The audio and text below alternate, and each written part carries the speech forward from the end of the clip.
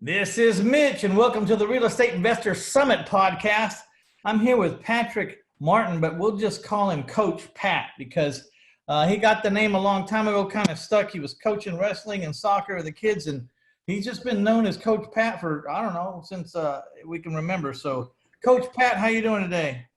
Mitch, I'm doing fantastic. Thanks for having me on your podcast. Well, you know, I enjoyed being on your podcast the other day. And you're a very interesting person. We have a few people in common. Interesting enough, kind of the people I've been trying to learn more from here in the past. You seem to have known for a long time. So I don't know. We have a certain amount of stuff in common. But you're over in Ecuador, right? What's the name of that town?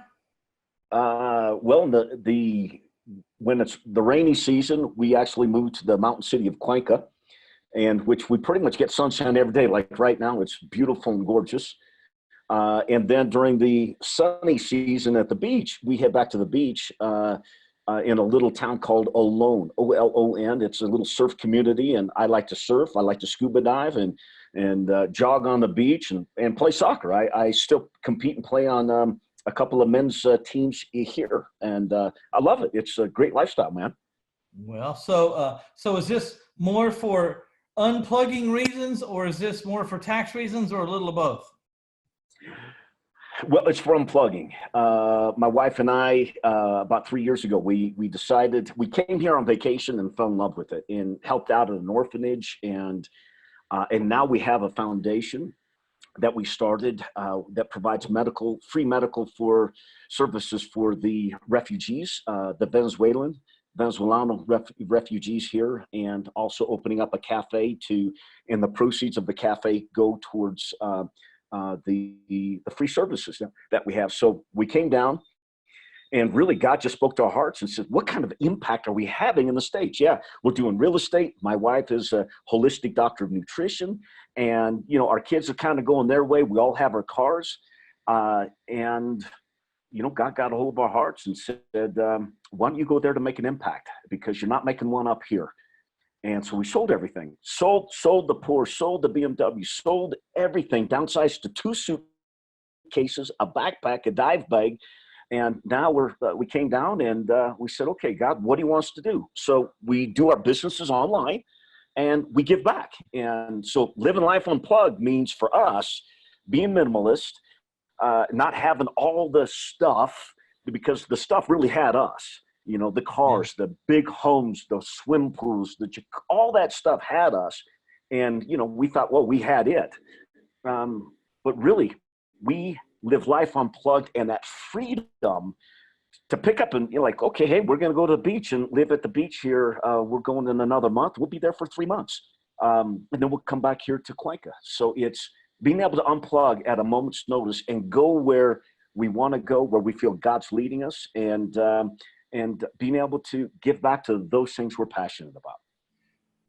A good friend of mine and mentor once said to me, the only thing money will do for you is allow you to be where you want to be when you want to be. That's all it'll really do for you. Sure. Let's talk about that, the unplugged life.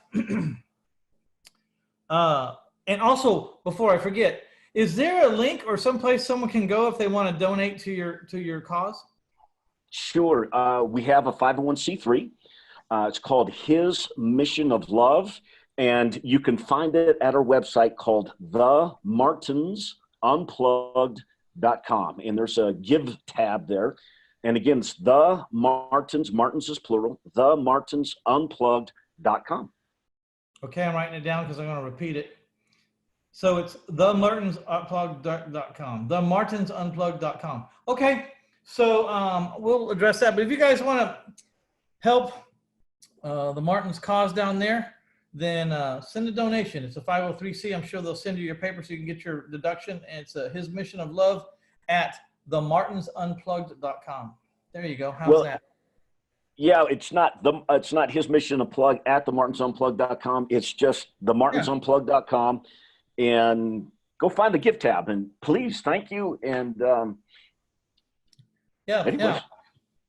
All right, so unplugging. A lot of people dream about that. What does it really take? How big is that decision just to go? And I'm going to guess you were set financially, or you were not set financially when you unplugged. We're set financially to a certain degree. If we don't continue to market and stay in the business, then no, we're not set financially. We still, I still have to do my real estate, or I get to do my real estate, and we have passive streams of income. And eventually, those passive streams of income will dry up if I don't continue to farm the ground. Yeah, The so same thing for my wife. that was my point. I wanted to point out. I mean, were you wealthy when you went there, and you're just living off of interest collections or whatever, or do you go there and you still have to function, which is the way I know most people go. Is they go. Besides that, if you did nothing, that would be kind of scary. What would we do, Coach Pat, if we didn't have any kind of business or any kind of game to play, the Monopoly game? I'm not sure we would do very well. No, but we'd have to trade hours for dollars. We'd have to do something. Down here, to give you an idea, down here, I have my beachfront home was $875 a month. And that was a 4-bedroom, 5-bath home built 3 years ago, right on the Pacific Ocean. Right here, this is a luxury condo that we have with the doorman. This place was built about 5 years ago. I have a beautiful balcony here. I'm looking out at Inca ruins. It's a 3-bedroom, 3-bath condo for $575 a month. So yes, I have to work, but can I survive just on one house that I get up on the States for $2,500 a month? You bet. But for me, that's great to have rental income coming in for just one house. I have multiple homes. But could I survive just on one home? Yes, but I wouldn't be able to go and do the things that I want to do. Going out to the jungle, to the villages of the Warani and stay out there for a week or two. So having those passive income streams affords me to live that unplugged lifestyle. Also probably helps in your efforts to do your giving back, to that community that you're in, that you're working with, because it's hard to take care of yourself if you're broke, much less help other people. So it goes a long way. What are you doing down there to help all these other folks? Well, my wife and I, we actually have a business. My wife has an online superfood store. And so 100% of those proceeds, superfoods are wheatgrass, alfalfa, spirulina, workout. She has a vegan protein that's clinically proven to build muscle without exercising. So 100% of those proceeds goes to our 501c3. And so from those proceeds, we're able to, I got a house down here, a foundation house. It's called Grace, Casa Grace, which means giving refugees a chance. And today, my flooring will be completely put in. That's ceramic tile. And we have, I'm raising money now for a kitchen, a little commercial kitchen. And the kitchen area, all that's been, to put a window in to pass the plates through. So that we renovated. It's only $450 a month on the rent, but it's a big 2-story, beautiful edifice. And on the garage side, which I've got to get a garage door opener, which they don't have down here. I've got to get one shipped in from the States. And that garage area will be our clothing area. And then walking through there, I have a staging area with hot showers and fresh clothes and so forth. And then upstairs is our dental office, and we have 2 medical offices, one for children and one for adults. And we also have a pharmacy. This is all gratis. This is for anybody. We won't turn anybody away. So I'm there at almost every day at the Castle Grace or Casa Grace. And right now we're almost done with the renovations, and we should have our opening in 2 weeks. But in the meantime, our doctors and dentists they're going to making house calls because we can't really have people in the facility right now while we're trying to lay tile and paint and all that other stuff. Thanks. Well, I was listening. I was tuned in. I had to get my power plugged in because it told me we are going to go dead here, and I hadn't plugged in. So, so you're really serious about this. I mean, you got a team of people. It sounds like it's not just you by yourself, and you got some momentum going. People are helping you. Yes, sir. You've been a giver your whole life. I mean, I know coaches don't get paid all that well, and they work their ass off. You know what I mean? But they do it for a love or a passion. How blessed are people that know what their passion is and are in the middle of it? Oh, come on, Mitch. You know this, better than probably anybody. There's a Bible verse, and Mitch, it says, it's better to give than to receive. And yeah, it's great when somebody brings you a good receiver.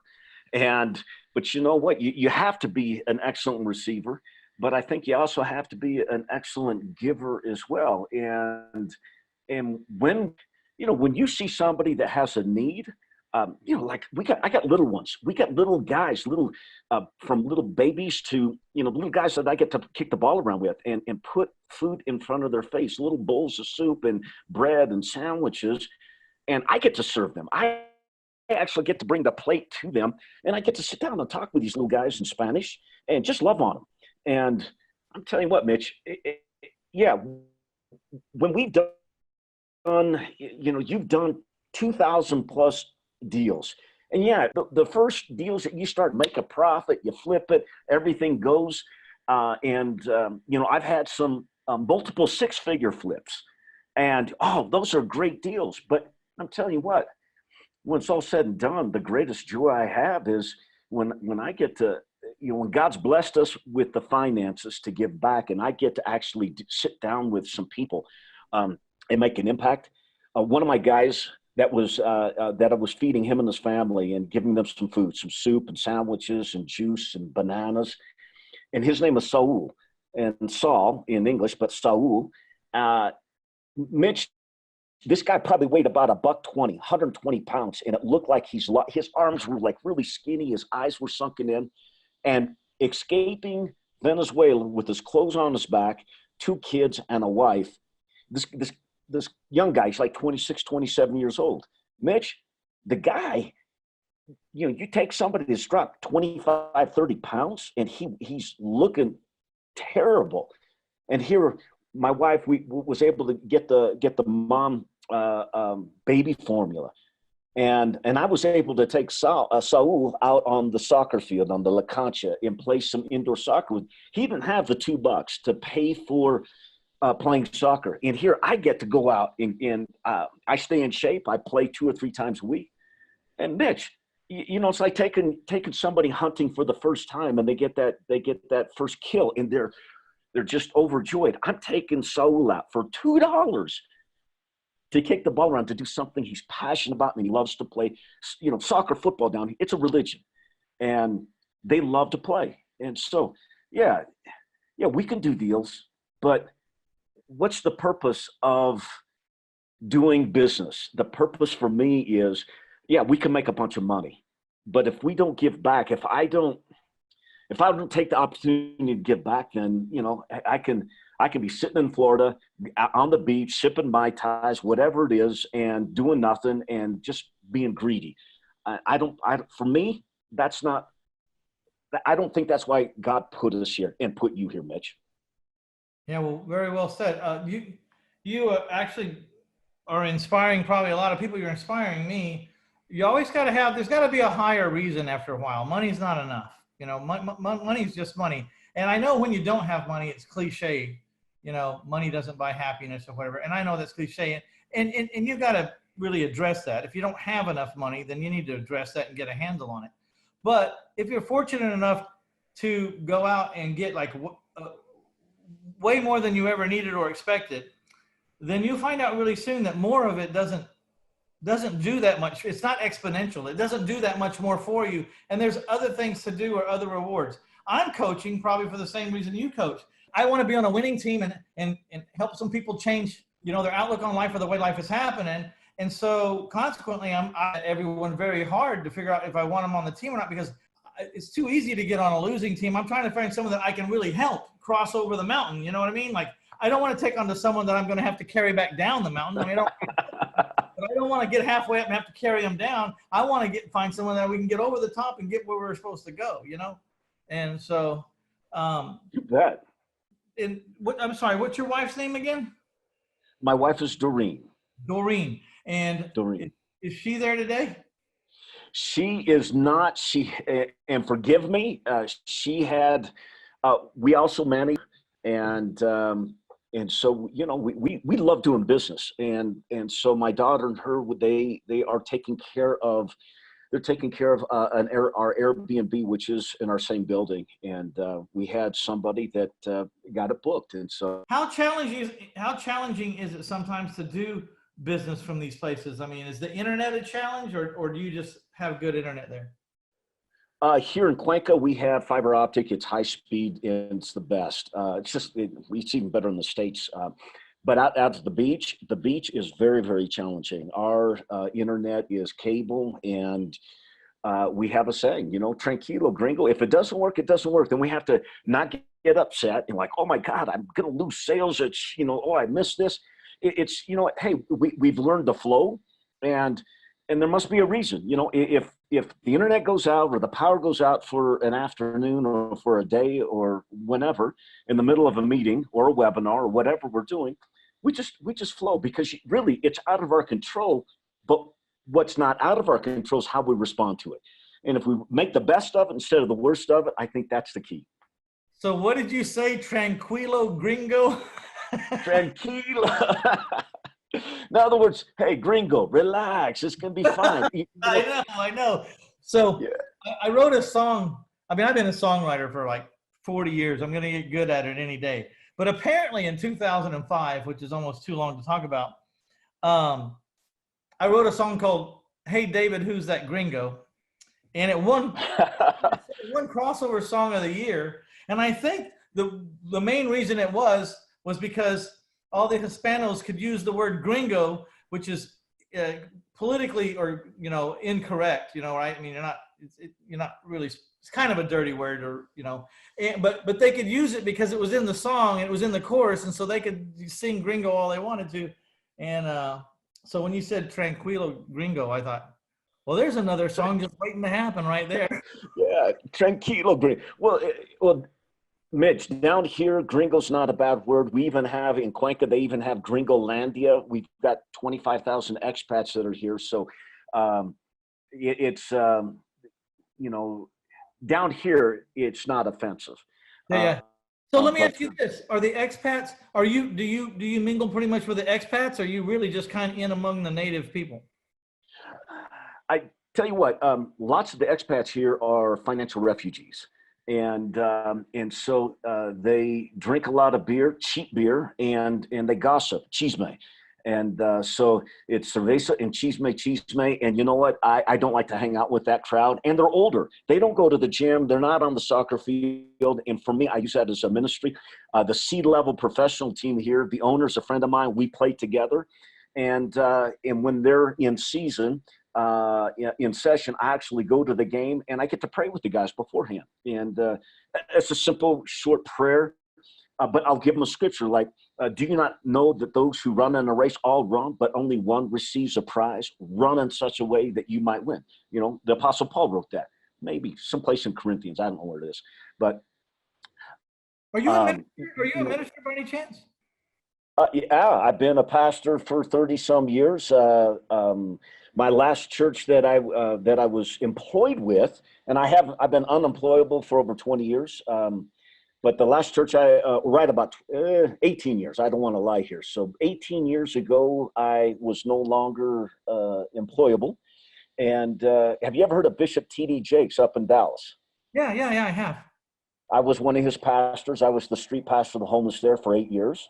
And been, youth pastor before that, and pastored my own church after that. And so how many, I don't want anyone to take this question wrong, but we can help everybody, no matter how dysfunctional someone is. We can always help them. But my questions, and take it in the right way. How many of those people? What's the percentage of people that you can really help get back on their feet and get going, and the ones that are just going to need help forever? Well, the better How do I question. say that? What's the better way to say that question? I don't like the way it sounded came out, but No, you know, because there's people you can help transition and get up and get on their feet and get the wind under their wings, and they can go sail again. But a lot of the homeless, at least the ones I witnessed, they have mental disorders that I don't know can be fixed at all, and they just need to be taken care of by the grace of God and by the grace of the people around them. So well, here's a better question, Mitch. How many of them want to get off the streets? And okay, if they don't want to get off the streets, then our goal and desire for them is not their goal and desire. that was And really what some I was of them, trying to say. How many people are just stuck there for temporary? You can help them get out, and how many are just going to need help every day, or uh, get off the street?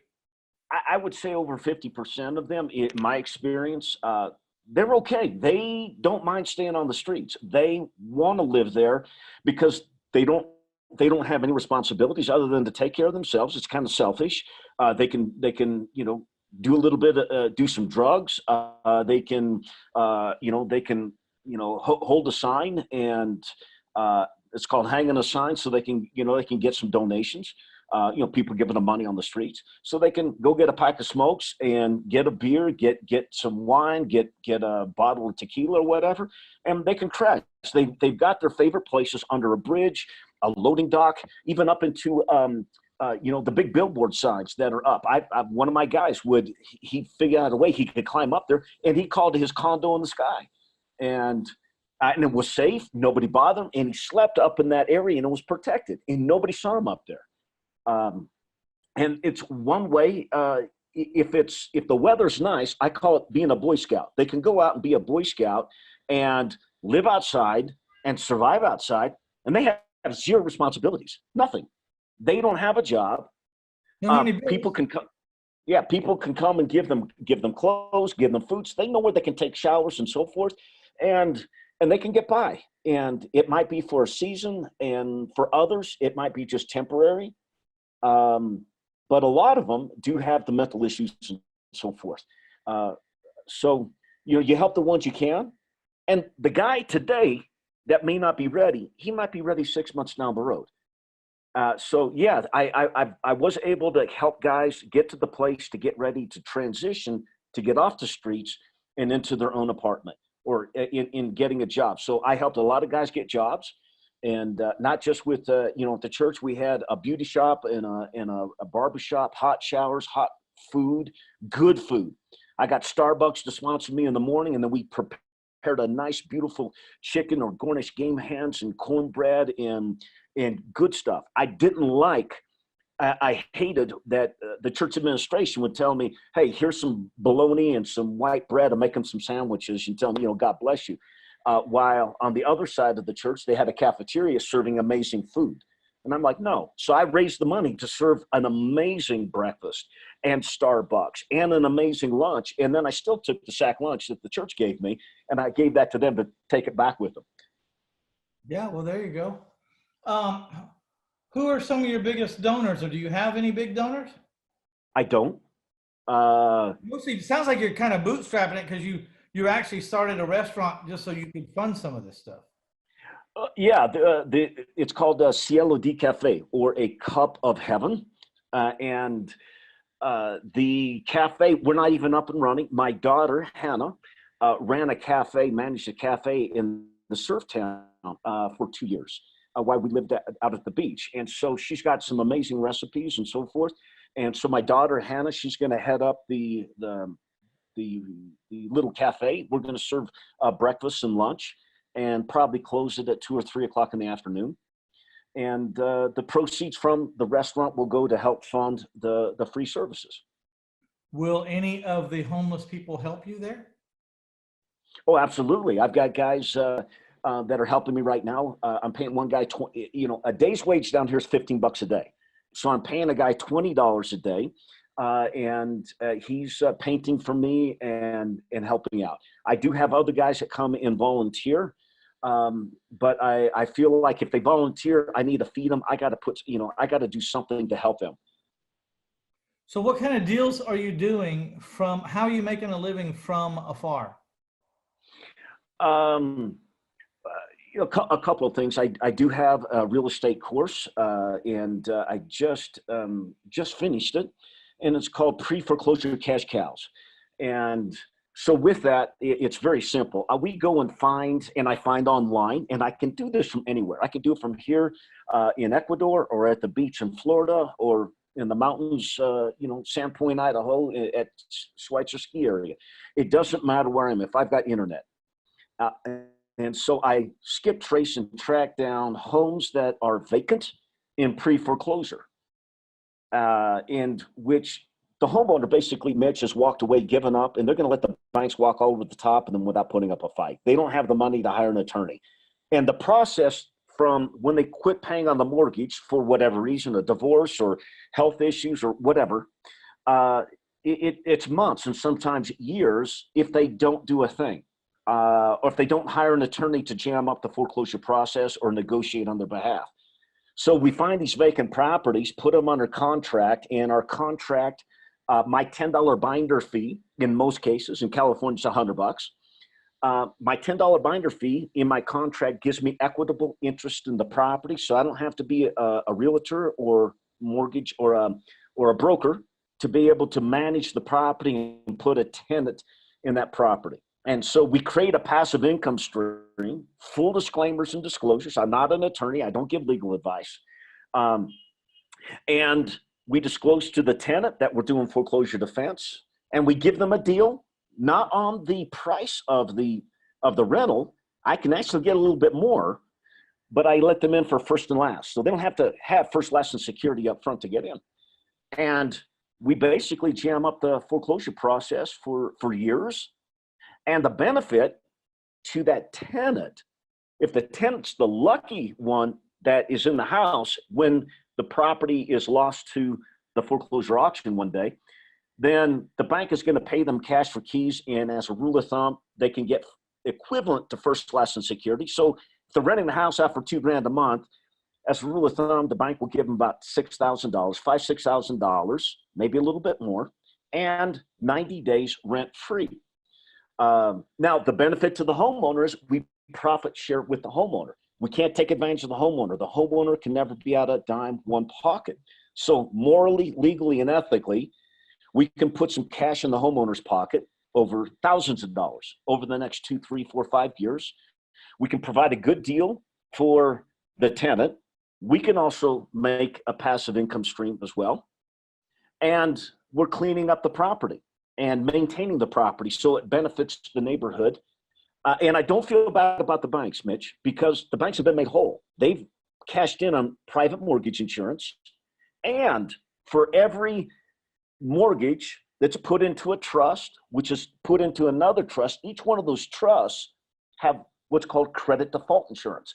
So the bank has been made whole 2 or 3 times before they foreclose and take the property and then sell the property and make even another profit. Wow, so I don't feel bad. Different layers of trust in the insured, double and triple insurance.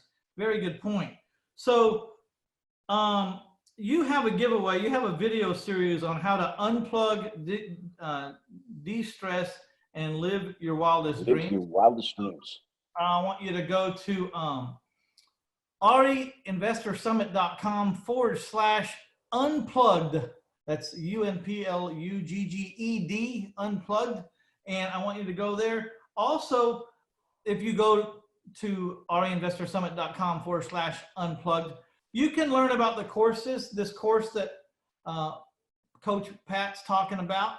And, it just goes to show how many niches there is. Again, I haven't quite heard of this niche, but, I used to be surprised, but now I'm not surprised because there are so many different angles in the creative real estate investing world. And why go and have to learn that angle all by yourself? You got Coach Pat here has been doing it, kind of worked out the kinks, knows how to do it, is doing it from afar, for heaven's sake, you know, literally for heaven's sake. And so I want you to go to reinvestorsummit.com/unplugged and get your video and check out these courses. Also check out his podcast, The Martin's Unplugged. Hey, the man is consistent. For a long time, he's been consistent. The Martin's Unplugged. Go check out the podcast. I was on it last week. You might want to skip that version. Oh, no, it was really good. and by the way, we're on Spotify. Spotify picked us up, and but you'll hear our stories of living life unplugged. Hey, so I sent you some music that I've written, some Christian music. I don't know if you had a chance to listen, but if you want to use any of that stuff, I give it to you for your cause. You know what I mean? Well, thank you, sir. Thank you. Not that you might. Well, you have to like it first. If you don't like it, don't worry about it. But if you do like it, you gotta use for it. Use it. Well, my friend, I'd like to thank you for coming on. You're kind of making me dream a little bit, and I appreciate the fact that you took your time. And I hope people send you some donations to help with your cause. Well, if they do, thank you very much. And Mitch, thank you for having me on. It was a joy and a pleasure. And thank you, sir. All right. Well, this is Mitch Stephen with the Real Estate Investor Summit podcast. I'd like to thank my audience for stopping by to get you some Coach Patrick Martin. We missed his wife, Doreen, today, but we can probably catch her another time. Please, if you got a full heart and want to donate, go to themartinsunplugged.com and check under the little section there called His Mission of Love and give what you can. And I feel very strongly that this money will get where it's supposed to go. So that's one of the most important things when you're donating. This is Mitch Stephen. Thank you very much. Bye, Coach. Thank you. Bye-bye.